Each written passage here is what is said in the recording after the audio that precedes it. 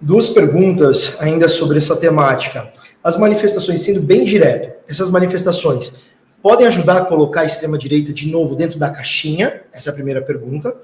E a segunda pergunta, essa possível aproximação do Trump com o Lula, após essa possível aproximação, como fica a situação do Eduardo Bolsonaro e do Paulo Figueiredo, neto do ditador? E se você acha que o Eduardo Bolsonaro vai ser cassado, uma vez que agora ele já foi direcionado ao Conselho de Ética, mas boa parte dos integrantes do Conselho de Ética são de direita ou extrema-direita, e para ser cassado ele ainda tem que ser aprovado no plenário, ali com uma maioria de 257 parlamentares.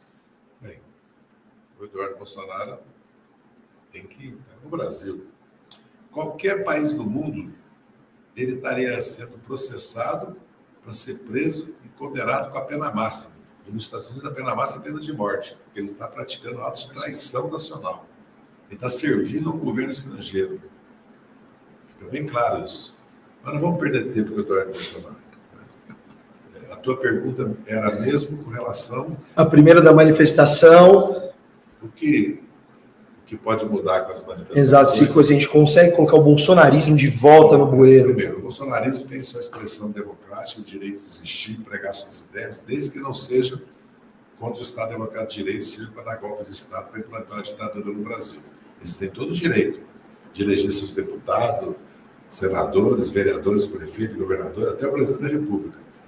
O eleitorado brasileiro não é de extrema-direita. A maioria do eleitorado é de direita, só somar os deputados, né, do MDB, que é mais de centro-direita, do partido... O Podemos. Do Podemos. Da União União. Brasil, dos republicanos. Você vai ver que eles têm maioria na Câmara e no Senado sem os votos do Bolsonaro, que, aliás, dentro do PL, tem 20 deputados que não são bolsonaristas. Inclusive, votam para o governo. E nós que temos 130, 18, 22 senadores, entendeu?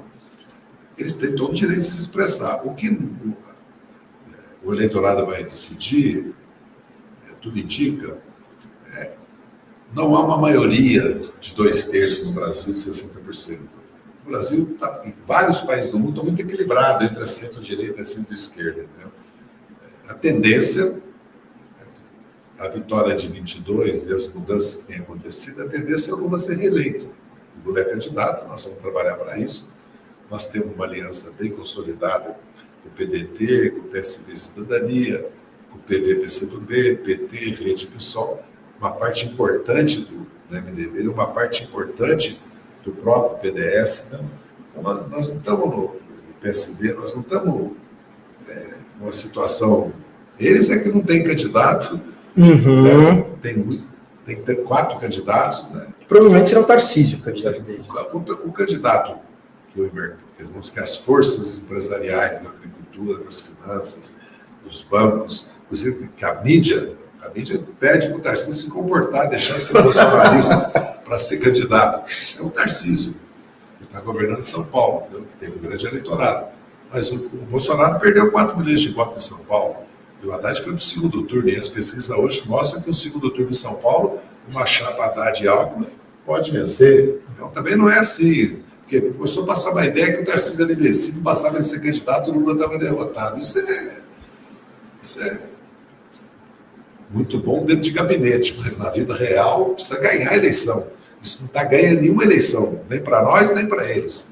Agora, o que a direita vai ser forte no Brasil, o conservadorismo, o tradicionalismo, mesmo o fundamentalismo religioso, isso é forte. Porque há um sentimento anti-Estado, há um sentimento liberal na economia. E nós também somos fortes, porque nós ganhamos 5 eleições de 6 e perdemos uma porque o Lula estava injustamente, depois de um processo sumário político de exceção, preso. Mesmo assim, se ele pudesse ter feito campanha na prisão com o Haddad, talvez o Haddad tivesse ganho. Então, quando o Haddad teve 32 milhões de votos em 18, isso mostrou que havia uma base social eleitoral no país que não estava satisfeita. Nem com o golpe, nem com a saída da Dilma, nem com o governo Temer. Quase que elegeu o Haddad. E nós somos, portanto, alternativa de governo, de continuar a governar o Brasil. Evidentemente que serão novas tarefas, novos problemas que já estão aí no mundo já, né? Que é preciso pensar um projeto para o Brasil.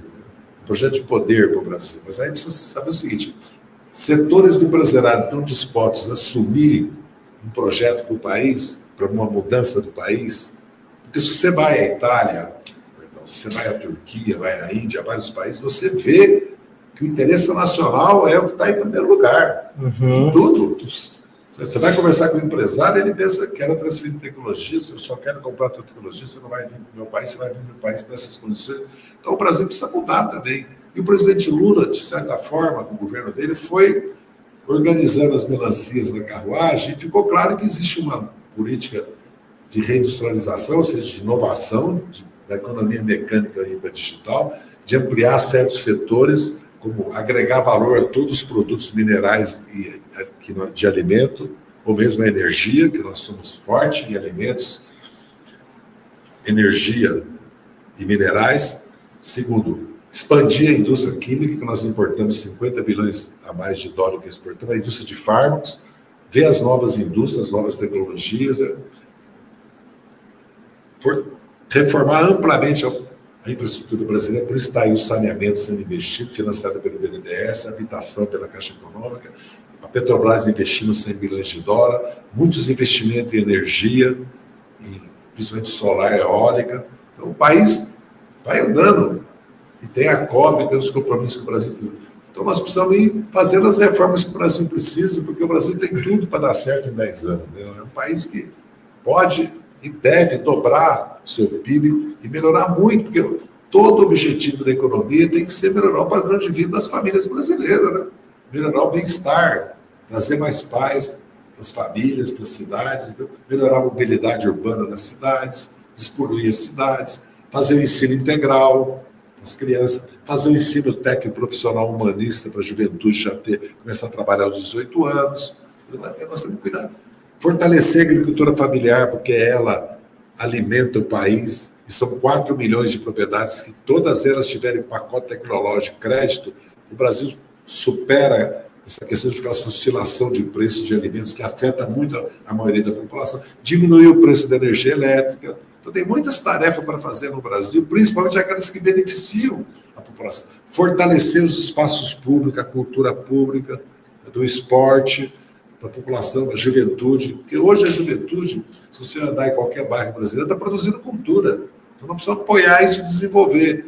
Porque se o objetivo da economia não for servir ao bem-estar das famílias, serve para quê? Serve para os capitalistas, para os proprietários de bens de produção, como se fala, para aqueles que têm capital e investem, e acabar com esse rentismo que está dominando a economia brasileira, que é o pior elemento nesse momento de atravancar o crescimento. Não é o mercado financeiro, não são os bancos, é o rentismo. É viciar receber 10% de juros quando o mundo todo não paga 2%. Quer dizer, você gastar um trilhão de juros da dívida pública, o que beneficia 2 milhões de pessoas, quase 80% disso, porque 20 vai para 15 milhões de pessoas que tem aposentadoria, que tem fundos, que tem investimento. Não pode. O país, com esse juro, o país não vai avançar. Tem que resolver esse problema. Fazendo a reforma tributária, acabando com a renúncia fiscal, nós temos uma renúncia fiscal de... Eu estava conversando com o ministro do TCU essa semana, são quase 800 milhões, tem que reduzir isso violentamente e fazer a reforma tributária. No Brasil não se paga lucro de dividendo, no Brasil não se paga imposto de renda de verdade. Né? Então é preciso, se o país quer crescer, tem que resolver esses problemas. Eles acham que o país crescer tem que diminuir o Estado. Você quer mais escola ou menos escola? Você quer mais hospital, mais unidades de saúde ou menos? Você quer mais polícia que te proteja ou menos? Você quer mais infraestrutura no país moderna, como os trens de alta velocidade, como ônibus elétricos com ar-condicionado na cidade, metrôs ou não? E tudo isso, porque quando eles falam que não precisa do Estado, é não lembrar que o próprio sistema financeiro só existe porque o Estado brasileiro criou o PROER e salvou o sistema financeiro. Vamos lembrar que, poucos anos atrás, o Banco do Brasil e a Caixa Econômica salvaram o Grupo Volantim e resolveram o problema do Grupo Pan-Americano. Né? Porque fica parecendo que... E vai criando uma ideologia, uma consciência em amplo setor da sociedade contra imposto, contra o Estado. Isso é muito ruim, porque a Europa e os Estados Unidos só está cuidando, é o Estado que está cuidando da Europa. Ó, o Trump deu 4 trilhões de isenção de impostos. E está protegendo as empresas americanas, dando subsídios enormes. Na meca do capitalismo, né? Investindo em inovação, o Estado faz tudo para inovar. E a Europa é a mesma coisa. A Europa está fazendo um plano europeu de industrialização com 800 bilhões de euros, que é do ex-primeiro-ministro da Itália, ex-presidente do Banco Central Europeu, Draghi. E outro plano de subsídio habitacional. A Europa está subsidiando a energia, o gás e alimentos, porque está em guerra, está com conflito, está com problema sério. Então, nós temos que decidir o que nós queremos. Isso democraticamente nas urnas, sem interferência externa e sem abuso do poder econômico, como a lei manda. Porque os Estados Unidos têm intervido em muitas eleições pelo mundo. Nós temos que nos preparar para evitar isso aqui no Brasil.